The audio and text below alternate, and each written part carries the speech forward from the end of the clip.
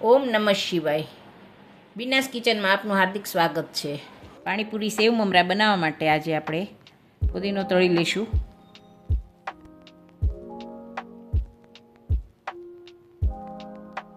હવે લીમડો તળી લઈશું.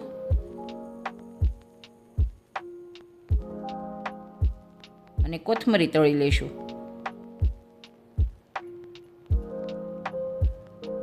છેલ્લે આપણે મરચાં તળી લઈશું અને કાચા બી તળી લઈશું.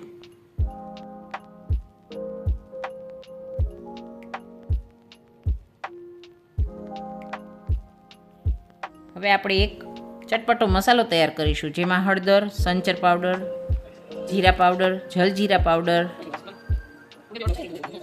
ચાટ મસાલા અને નમક અને આમચૂર પાવડર. હવે આપણે મમરાને કોરા શેકી લઈશું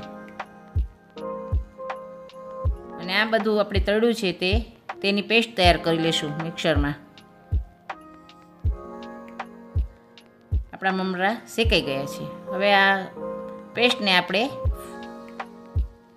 ફ્રાય કરીશું.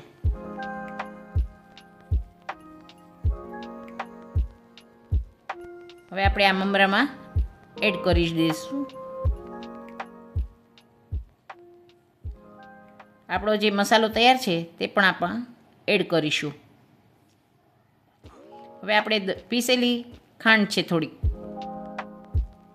2 ચમચી જેટલી, તે પણ એડ કરીશું અને હલકા હાથે આ બધું મિક્સ કરી લઈશું.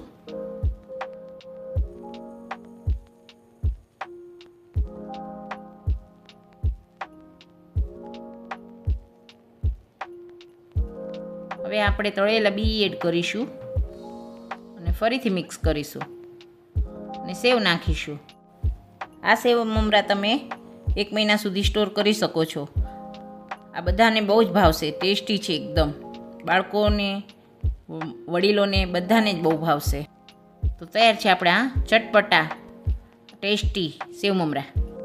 જો તમને મારી રેસીપી ગમી હોય તો તમે મારો વિડીયો લાઈક, શેર અને સબસ્ક્રાઈબ કરજો. Thank you.